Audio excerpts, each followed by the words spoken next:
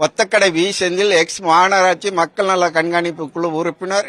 பொன்னும் கொடுப்பார் பொருளும் கொடுப்பார் என்னும் முன்னே இன்னும் கொடுக்கும் எங்களின் தலைவன் ஏழைகளை நீரவன் மறந்த மாமேதை புரட்சி தலைவர் கண்ட இயக்கத்தை எடப்பாடியார் அவர்கள் 10 தோல்வி அடைந்து ஏழை எளியவருக்காக உருவாக்கப்பட்ட அனைத்திந்திய அண்ணா திராவிட முன்னேற்ற கழகத்தின் தனது சுயநலத்துக்காக கட்சியின் அங்கீகரிக்கப்பட்ட உறுப்பினர்களால் பொதுச் செயலாளரை தேர்வு செய்ய வேண்டும். ஆனால் ஒரு பொதுக்குழுவாக தேர்வு செய்துவிட்டு திமுகவுக்கு 60 இவருக்கு 60 என்கிற கதையிலே திமுகவை வழிநடத்தி செல்கிறார்.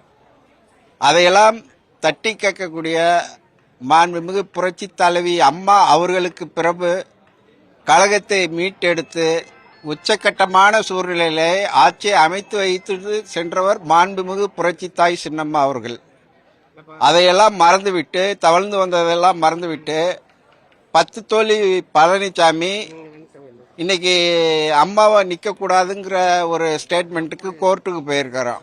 அந்த கோர்ட்டுக்கும் அம்மா போவாங்க. நிக்கிறதுக்கு 6 வருஷத்துக்கு பிறகு நிற்பதுக்கு வாய்ப்பு உண்டு. நிதிஷ் முதலமைச்சர் ஆக்குனது அது மாதிரி ஒரு கேஸ்ல அவங்கள ஆக்குனது எல்லாருக்கும் தெரியும், அது மக்களுக்கும் தெரியும்.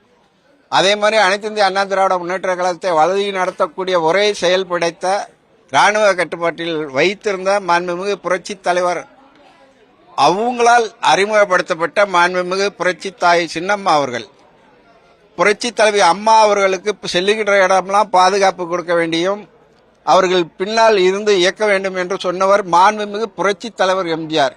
இதையெல்லாம் தெரிந்துதான் தொண்டர்களுக்கு தெரியும். புரட்சி தாய் சின்னம்மா அவர்கள் இன்று மட்டும் இல்ல 39 ஆண்டுகளாக அம்மாவுக்கு பின்னால் இருந்து 3 முதலமைச்சரை ஆக்கியவர் மாண்புமிகு புரட்சி தாய் சின்னம்மா அவர்கள். அனைத்து இந்திய அண்ணா திராவிட முன்னேற்ற கழகம் ஒன்றுபட வேண்டும் என்று மிக குரலை கொடுத்தவர் மாண்புமிகு புரட்சி தாய் சின்னம்மா அவர்கள். குப்பையில் கிடந்தவர்களெல்லாம் கோயிலாக்கி பார்க்க வைத்தது, கோடிக்கணக்கில் சம்பாதிக்க வைத்தது மாண்புமிகு புரட்சி தாய் சின்னம்மா அவர்கள்.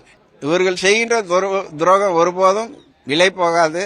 மாண்புமிகு புரட்சி தாய் சின்னம்மா எடுக்கும் முடிவை எங்களது முடிவாக ஏற்றுக்கொண்டு பொதுமக்களும் செல்கின்ற வழியெல்லாம் மாண்புமிகு புரட்சி தாய் சின்னம்மா அவர்களுக்கு பல்வேறு பகுதியில் புரட்சி பயணம் போகும்போதெல்லாம் நாங்கள்லாம் உடன் சென்றிருக்கிறோம். மக்கள் தீர்ப்பே மகேசன் தீர்ப்பு என்று அம்மா சொல்லுவார்களே, அதே போல அந்த குறிக்கோளோடு மாண்புமிகு புரட்சி தாய் சின்னம்மா அவர்களுக்கு நாளை நமதே, நாடாளுமன்றமும் நமதே, சட்டமன்றமும் நமதே. மாண்புமிகு புரட்சி தாய் வாழ்க, அவர்கள் வழியில் புரட்சி பயணம் செல்வோம்.